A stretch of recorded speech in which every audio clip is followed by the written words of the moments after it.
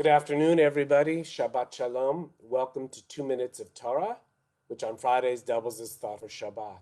So good to be with all of you. This week's Torah portion, Kitisa, is about the story of the golden calf. Moses goes up to Mount Sinai to receive the 10 Commandments. He's there for 40 days, for 40 nights, and the people at the bottom of the mountain, the Israelites, are struggling. They're trying to understand where Moses is. He says, I'll be back, but he didn't say how long he would be.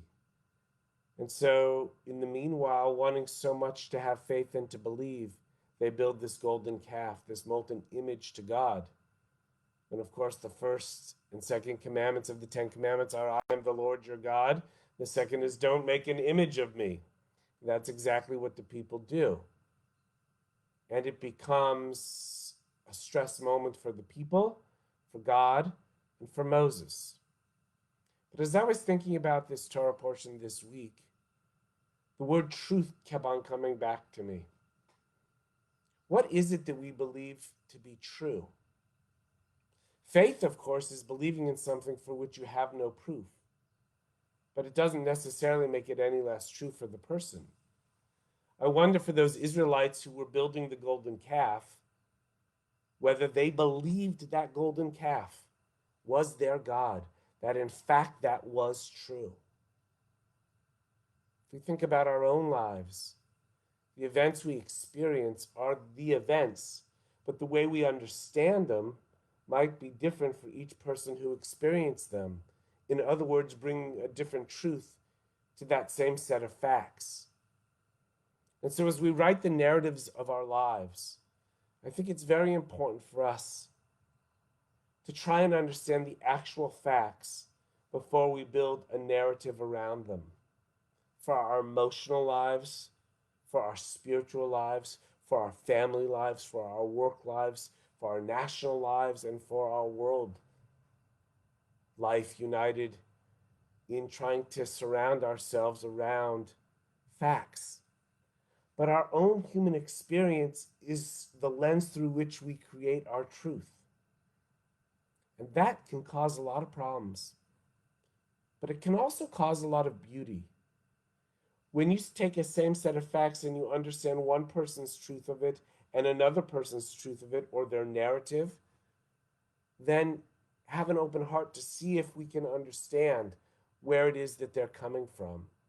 And then perhaps if we understand each other, we come to a closer understanding of the actual truth. Because here's what we know. I only have some truth, and this person only has some truth, and that person only has some truth. And if we come together to learn with each other and grow with each other and listen to each other, we can gain more of the truth. Part of being Jewish is always searching for the ultimate truth. In fact, the Hebrew word for truth is emet. And what I love about that is you have the aleph, which is the first letter of that word and the first letter of the alphabet. You have the mem, which is the exact middle of the Hebrew alphabet. And then you have the tav, which is the exact end of the Hebrew alphabet. So to have the whole truth is an aleph, a mem, and a tav. You have to have all of it, and nobody gets all of it all of the time. So here on this Shabbat, I am wishing you a search, a pursuit for truth and for meaning and for blessing in the very best sense of those words. And if you ever find it completely, you might be God, but none of us are. We will be searching for the rest of our lives so that our truths expand, so that our narratives expand, so that our spirituality expands. Amen.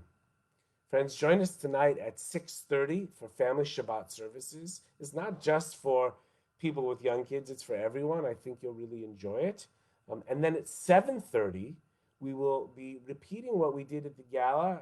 I, as a rabbi and licensed marriage family therapist, along with Dr. Linda Algazi, a psychologist, member of our temple, founding member of our temple, will be participating in a program called Higher Practice, It's basically a call-in show where you can call and talk about the issues you're facing and see if we might be able to help you find a little bit more truth or understanding or depth about the situation in which you find yourself. Friends, have a wonderful Shabbat. Stay safe, stay healthy, be well.